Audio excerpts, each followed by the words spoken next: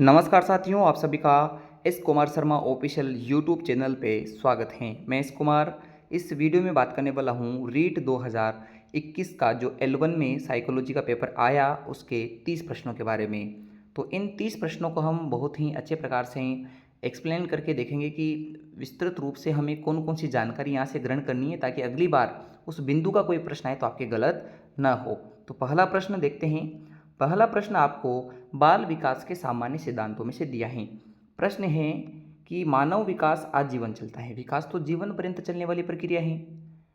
कोई भी दो व्यक्ति बराबर नहीं होते हैं, ये बात भी सही है। सभी सामान्य बालकों में विकास का क्रम एक सा रहता है। बालकों में विकास का क्रम एक समान रहता है। यह कथन विकास के किस सिद्धांत के बारे में बताता है? तो मैं आपके सामने यहाँ चार ऑप्शन लिखे हुए हैं, चारों को अच्छे प्रकार से एक्सप्लेन कर देता हूँ, फिर इसका आंसर देखेंगे। तो पहला सिद्धांत है सतत विकास का सिद्धांत। यह सिद्धांत आपसे ये कहता है कि बालक जो है गर्भ अवस्था से लेकर मृत्यु पर्यंत तक उसका विकास चलता रहता है। तो ये जो विकास का आपके सिद्धांत है, यह सतत विकास का सिद्धांत कहलाता है, यानी विकास आजीवन चलेगा। दूसरा, परस्पर संबंध का सिद्धांत ये कहता है कि जो अवस्थाएं हैं, किशोर अवस्था, शिशु अवस्था, बाल्यावस्था, प्रौढ़ अवस्था, ये अवस्थाओं में जो विकास होते हैं वो एक दूसरे से संबंधित हैं। तो परस्पर संबंध का सिद्धांत आपको ये बताता है। फिर उसके बाद ये है सामान्य से विशिष्ट अनुक्रियाओं का सिद्धांत। आपको मैंने पिछले पेपरों में ये बताया था कि बाल विकास के अंदर जो विकास हैं, यहाँ विकास में सामान्य से विशिष्ट की ओर चलता है, जबकि शिक्षण विधियाँ विशिष्ट से सामान्य चलती हैं।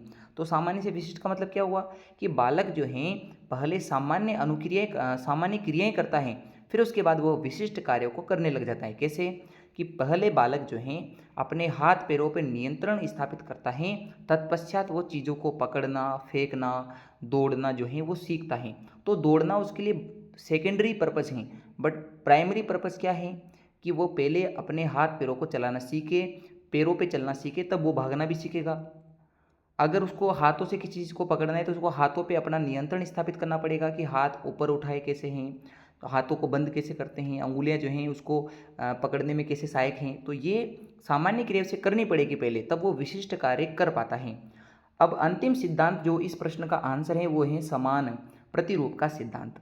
यह सिद्धांत आपको ये बताता है कि अपने समान जीव जो पैदा होते हैं उनमें विकास जैसे चाहे वो बालक हो या कोई भी प्रजाति है, उसमें विकास का क्रम एक समान बना रहेगा। तो ये समान प्रतिमान का सिद्धांत है, और यही आपके यहाँ कहा गया है कि जो कोई भी दो बालक हैं वो एक जैसे तो नहीं हो सकते, या कोई भी दो व्यक्ति एक जैसे तो नहीं होंगे, किंतु उनमें विकास का क्रम एक सा बनाए रहेगा। यानी कि जो प्रजातियाँ पैदा होती हैं, जैसे शेर का बच्चा शेर है, तो अब शेरों का शेर के अन्य शेर के जो बच्चे हैं वो भी उसी तरह विकसित होंगे जैसे इस शेर के बच्चे विकसित हो रहे हैं। ऐसे अपन बात करें मनुष्य में, तो मनुष्यों के जो बालक बालिकाएं होती हैं वो भी एक निश्चित विकास के क्रम में विकसित होते हैं जैसे अन्य व्यक्तियों के हो रहे हैं। तो वो बात आपके समान प्रतिमान के सिद्धांत में लागू होती हैं। तो चारों आपको मैंने समझा दिए हैं।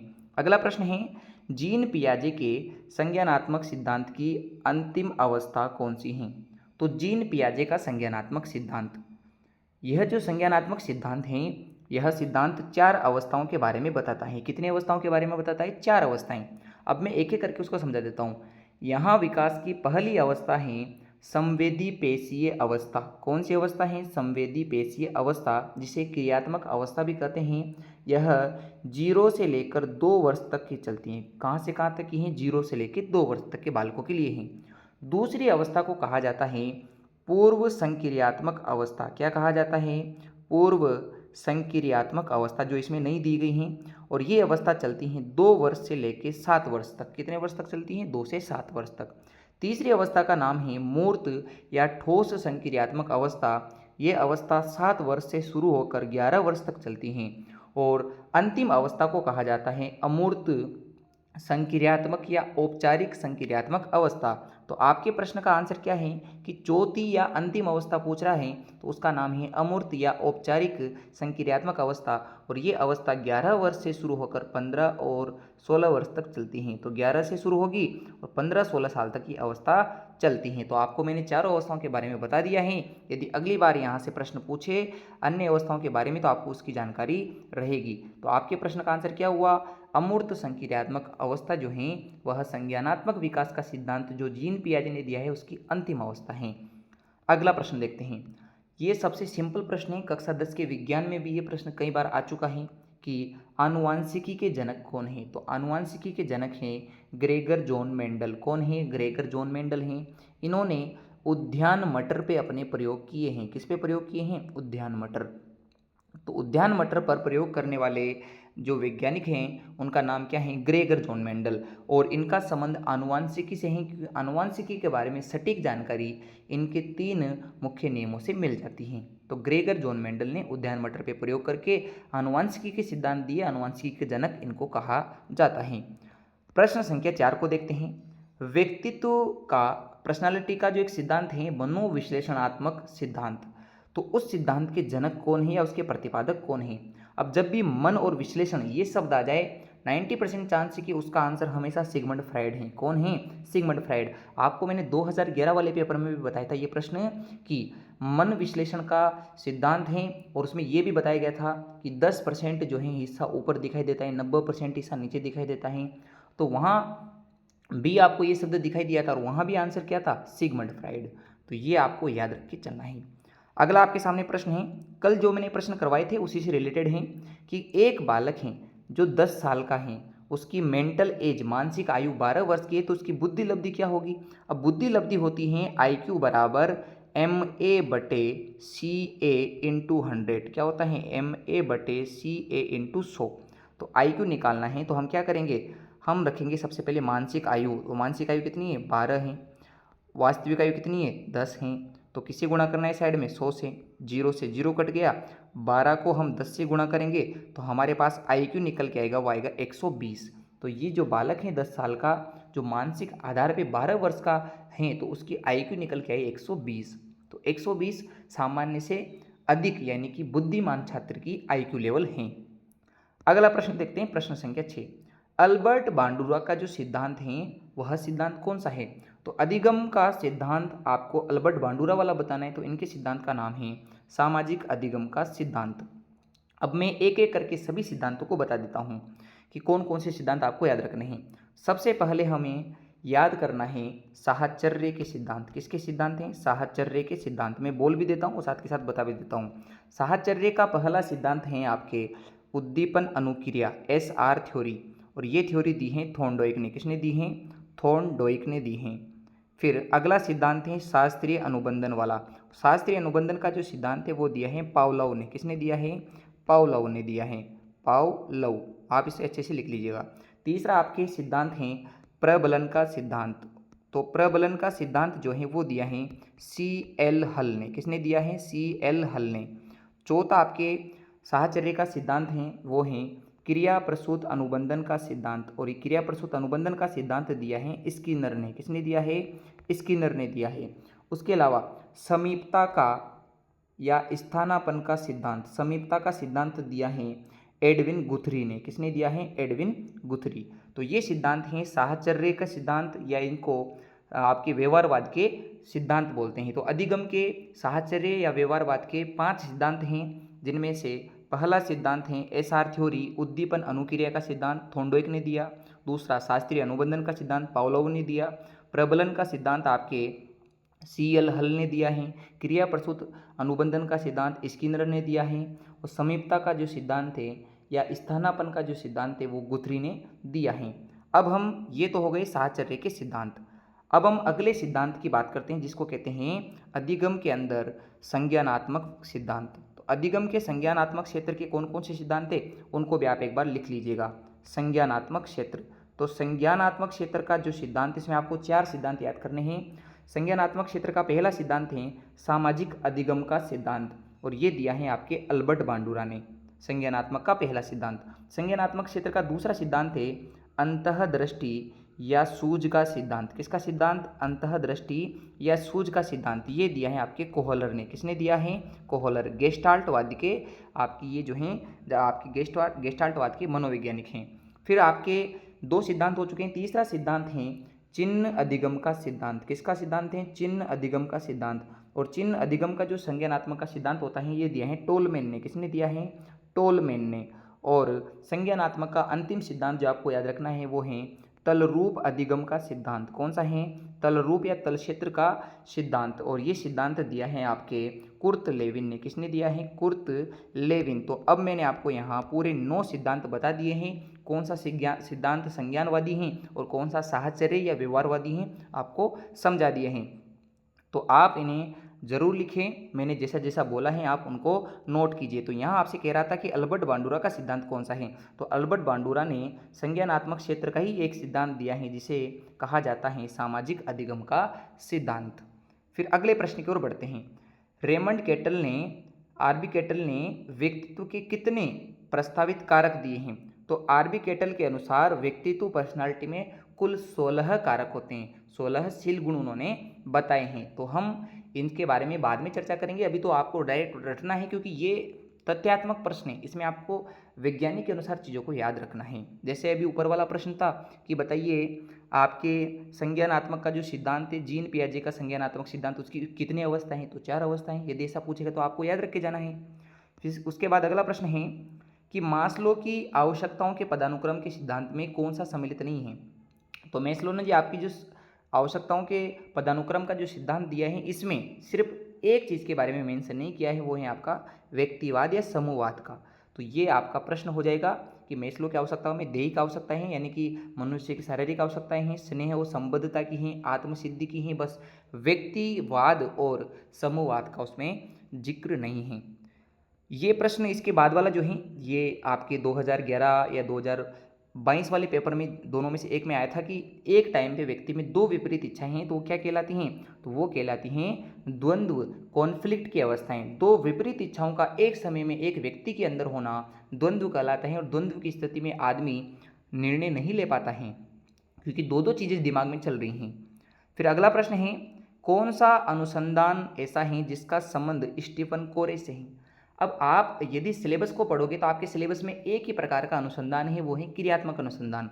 तो आपके स्टीफन एम कोरे का सिद्धांत, स्टीफन एम कोरे का संबंध किससे रहेगा, किस अनुसंधान से है? तो वो है आपका क्रियात्मक अनुसंधान।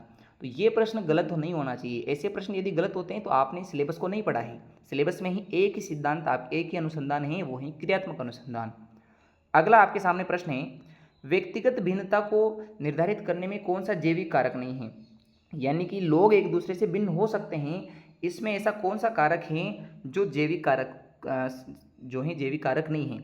तो पहला आपके हैं आनुवांशिकता। आनुवांशिकता व्यक्तिगत विभिन्नता को प्रभावित करती हैं। सब अपने कुल से आते हैं, तो हर कुल या वंश के अलग अलग जो हैं आपके व्यक्तियों के गुण अलग अलग रहते हैं। जन्मजात तो यानी आनुवांशिक की बात कर रहे हैं। शारीरिक स्वास्थ्य है तो माता पिता से मिला है, तो आनुवांशिक कहो, जन्मजात कहो या शारीरिक स्वास्थ्य की बात करो, ये सब माता पिता से प्राप्त होने वाले से हैं। तो ये आनुवांशिक हो गए। तो व्यक्तिगत विभिन्नताओं को प्रभावित करने वाले जैविक कारक हैं। कौन सा नहीं है? अभिभावक बालक संबंध। कौन सा नहीं है? अभिभावक बालक संबंध। क्यों? क्योंकि अभिभावक और बालक के रिलेशन जो उसके व्यवहार पे डिपेंड करते हैं, तो ये आनुवांशिक नहीं हो सकते, और ये आनुवांशिक नहीं है, जैविक नहीं होंगे। इस प्रकार हमें याद रखना है, रिलेशन वातावरण पे डिपेंड करते हैं, संस्कारों पे डिपेंड करते हैं कि संस्कार किस प्रकार के हैं, तो संबंध अच्छे हो पाएंगे। फिर अगला हम प्रश्न देखते हैं।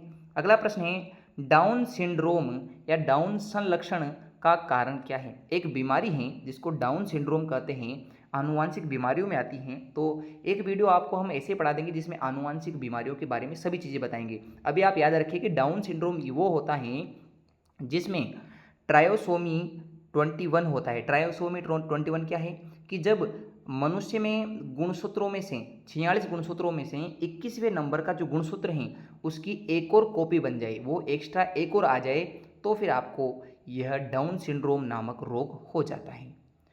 अगला प्रश्न देखते हैं। प्रश्न ये है, विश्वसनीयता की अवधारणा क्या है?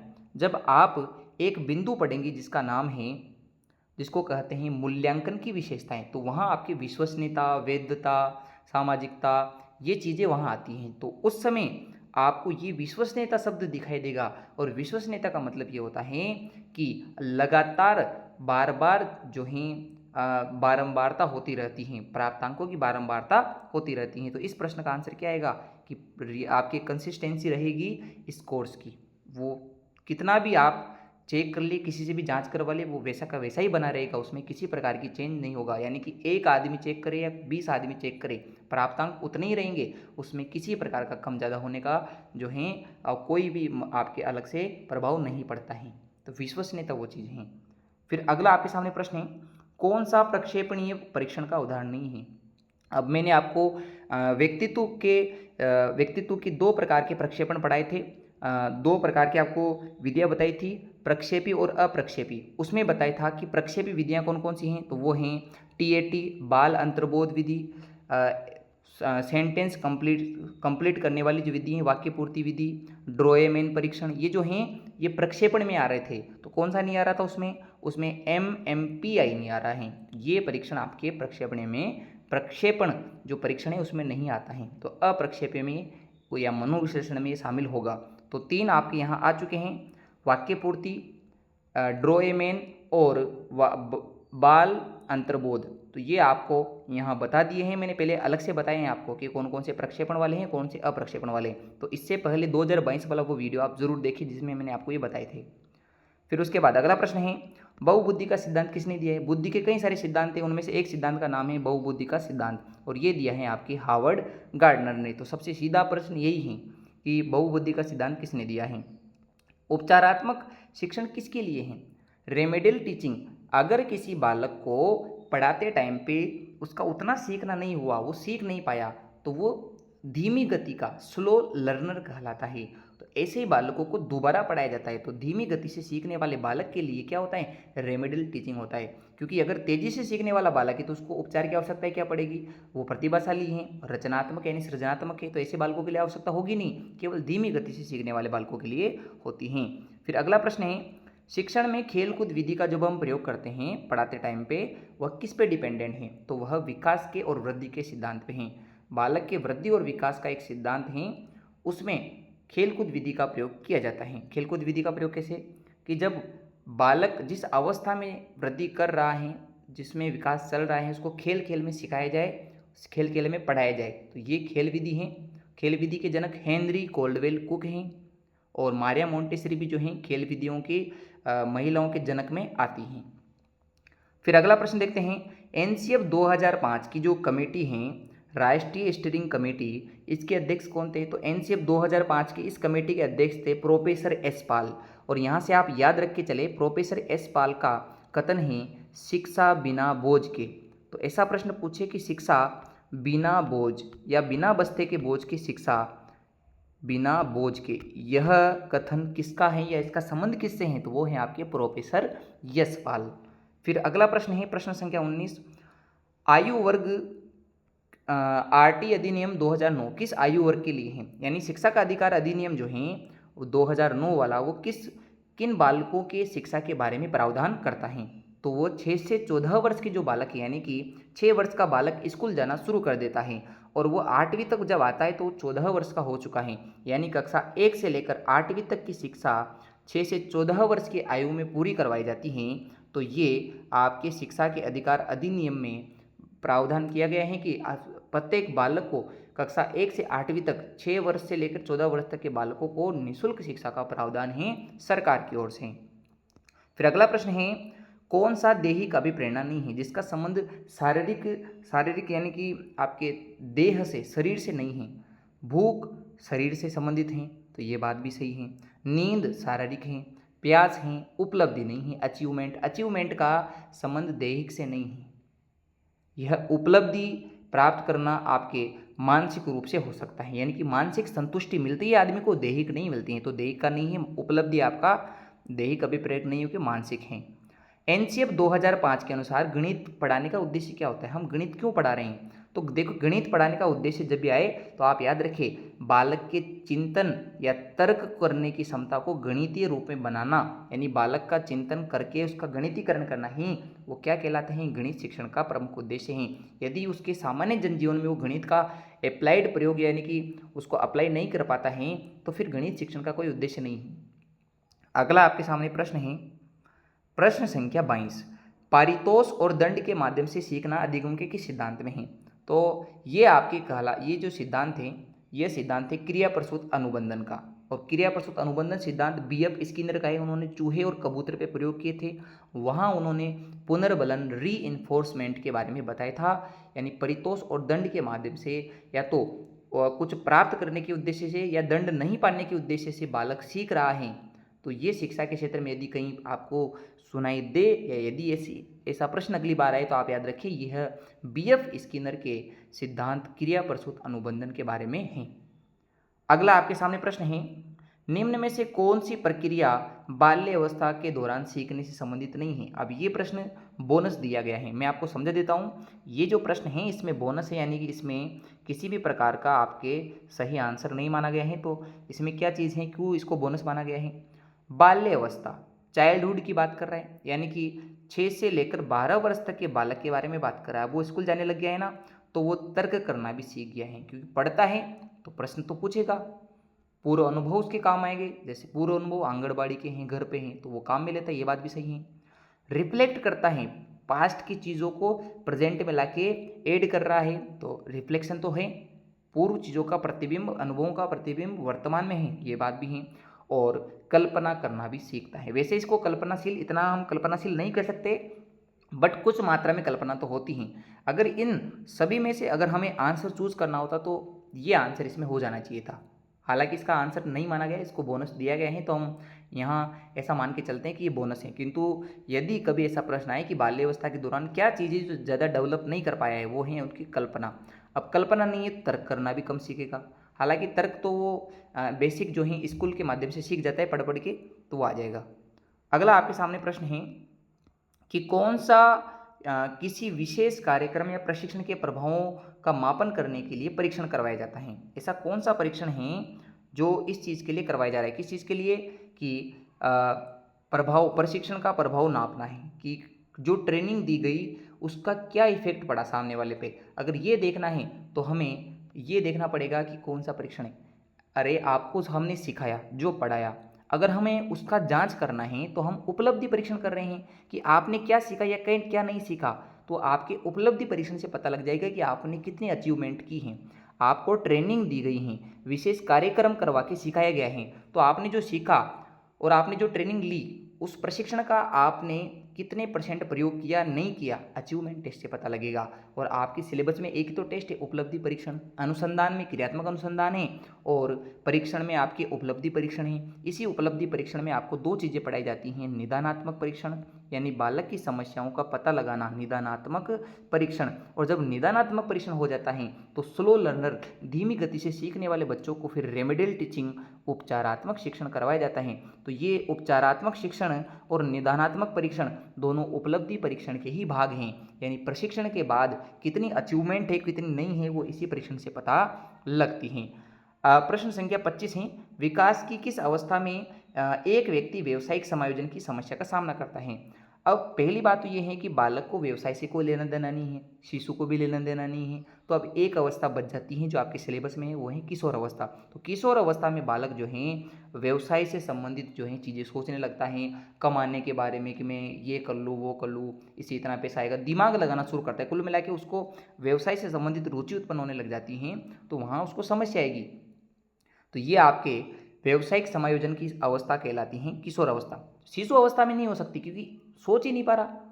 वृद्धावस्था में व्यावसायिक समायोजन की कौन सी दिक्कत आती है। बाल्यावस्था में तो बालक ही समूह में रह रहा है, उसको व्यवसाय की क्यों पड़ी, उसकी तो पड़ी है अपने समूह के बारे में, खेलने के बारे में, इस चीज़ों के बारे में। अगला हम प्रश्न देखते हैं, शिक्षण अधिगम का मनोवैज्ञानिक आधार क्या है। पढ़ने पढ़ाने का मनोवैज्ञानिक आधार क्या है। तो मनोवैज्ञानिक आधार होता है हमेशा टीचर की स्टाइल, पढ़ाने का जो शैली है वो। तो अध्यापक की जो शैली है वो आपके मनोवैज्ञानिक आधार मानी जाती है शिक्षण अधिगम, सीखने सिखाने की प्रोसेस में, टीचिंग लर्निंग प्रोसेस में। अब इस 27वें नंबर के प्रश्न को मैं आपको बहुत सारी चीज़ें यहाँ बताऊंगा, उसको आप नोट जरूर कीजिएगा। आरटी यानी शिक्षा के अधिकार अधिनियम 2009 के अनुसार प्राथमिक विद्यालयों में विद्यार्थी और अध्यापक का अनुपात कितना होना चाहिए। तो इसका सीधा सा आंसर है कि जब प्राइमरी लेवल 1 से 5 तक की बात की जाए तो आपको याद रखना है कि 30 बच्चों पे एक टीचर होना चाहिए। और यदि 1 से 5 तक की स्कूल में 200 प्लस बच्चे हो जाएं, ये प्रश्न आपके आया हुआ है कि 200 प्लस बच्चे हो जाए तो आप शिक्षक और छात्र अनुपात 40:1 कर सकते हो, यानी 40 बच्चों पे एक टीचर रखोगे। तो 1 से 5 के लिए दो कंडीशन है, सामान्यतः 30:1 होगा, और यदि 1 से 5 तक के विद्यालय में 200 प्लस बच्चे हैं तो फिर अनुपात 40:1 माना जाता है। 5 से 8 का 6 से 8 कक्षा 6 से 8 यानी उच्च प्राथमिक स्तर पर छात्र और शिक्षक अनुपात होता है 35:1। कितना होता है? 35:1। और माध्यमिक स्तर 9वीं से 12वीं के लिए जो अनुपात होता है शिक्षक और छात्रों का, वो होता है छात्र और शिक्षक का, वो है 30:1। तो यहाँ से 4 अनुपात मैंने आपको समझा दिए हैं कि 1 से 5वीं तक अनुपात होता है 30:1, और यदि 5वीं तक के बच्चों की संख्या 200 प्लस हो जाए तो वो 40:1 भी हो सकता है। 6 से 8 यानी उच्च प्राथमिक स्तर पर 35:1 का अनुपात होता है, और 9वीं से 12वीं माध्यमिक स्तर के लिए 30:1 का अनुपात पढ़ाई में जारी होता है। ये RT 2009 के अनुसार आपके हमने बताया है। अगला आपके सामने प्रश्न है, मध्यावधि परीक्षा किसे कहा जाता है? हाफ ईयरली और ईयरली। मध्यावधि का मतलब हाफ ईयरली एग्जाम। अब दो एग्जाम होते हैं समेटिव असेसमेंट में, तो मध्यावधि परीक्षा हाफ ईयरली का जो एग्जाम है वो योगात्मक मूल्यांकन समेटिव असेसमेंट में आएगा। फॉर्मेटिव तो आपके क्लास टेस्ट वगैरह जो होते हैं वो आपके इसमें आते हैं। तो मध्यावधि परीक्षा क्या कहलाएगी? हाफ ईयरली का एग्जाम योगात्मक है, ईयरली का एग्जाम वो भी आपकी योगात्मक मूल्यांकन में होता है। फिर अगला प्रश्न आपके सामने है कि कौन सा वंशानुगत रोग है? ऐसा कौन सा रोग है जो वंशानुगत है? अब एक बीमारी होती है जिसे ADHD कहते हैं, इसे कहते हैं अवधान की कमी, यानी व्यक्ति जो है एक जगह अच्छे प्रकार से फोकस नहीं कर पा रहा है एक चीज़ में, तो वो है अवधान की कमी। HIV आप जानते हो वायरस की वजह से हो रही है। पार्किंसन भी एक अलग ही बीमारी है। तो आपके मैं एक वीडियो बनाऊंगा जिसमें मैंने आपसे कहा था कि डाउन सिंड्रोम, टर्नर सिंड्रोम, ये फाइनल कीटोनूरिया जो ये बीमारी है, फिनाइल कीटोनूरिया वाली, ये जो बीमारियां जो आपके वंशानुगत रोग हैं, इनको हम एक सभी वीडियो में देख लेंगे। अब ये ADHD वगैरह ये इनमें नहीं है, आपको सिलेक्टेड 5 या 6 रोग ऐसे देखने हैं जो वंशानुगत हैं। उनको पढ़ने के बाद आपको पता लग जाएगा कि फिनाइल कीटोनूरिया जो रोग हैं वो वंशानुगत हैं, टर्नर सिंड्रोम है, डाउन सिंड्रोम है। तो ये हम उनको अलग से एक छोटे से वीडियो में देख लेंगे, यह मैं आपको अलग से पढ़ा दूंगा। आज का अंतिम प्रश्न है, कौन सा ऐसा परीक्षण है जिसे हम परफॉर्मेंस परीक्षण यानी निष्पादन परीक्षण कहते हैं? तो बुद्धि के परीक्षणों में एक परीक्षण है जिसे निष्पादन परीक्षण या परफॉर्मेंस टेस्ट कहते हैं, उसका नाम है भाटिया बैटरी। भाटिया बैटरी जो है डॉक्टर चंद्रमोहन भाटिया के द्वारा, जो भारतीय आपके मनोवैज्ञानिक हैं, उन्होंने यह परीक्षण दिया है। इस परीक्षण का पूरा नाम है भाटिया परफॉर्मेंस टेस्ट बैटरी। तो ये भाटिया बैटरी नाम से टेस्ट हैं, और निष्पादन परीक्षण यानी परफॉर्मेंस टेस्ट इसे कहा जाता है। इसमें 5 उप जो है टेस्ट यानी उप टेस्टों का निर्माण भी किया जाता है। तो आपको मैंने यह समझा दिया है कि भाटिया बैटरी एक निष्पादन यानी परफॉर्मेंस टेस्ट हैं जो भारतीय परीक्षण हैं। तो ये 30 प्रश्न आपको कैसे लगे, जो चीज़ें आपको समझ में आई है आप हमें कमेंट करके बताइएगा। और यदि आप ऐसे ही मोटिवेट होकर पढ़ते रहेंगे तो आप समझिए कि आप दूसरे बच्चों से काफ़ी आगे निकल चुके हैं।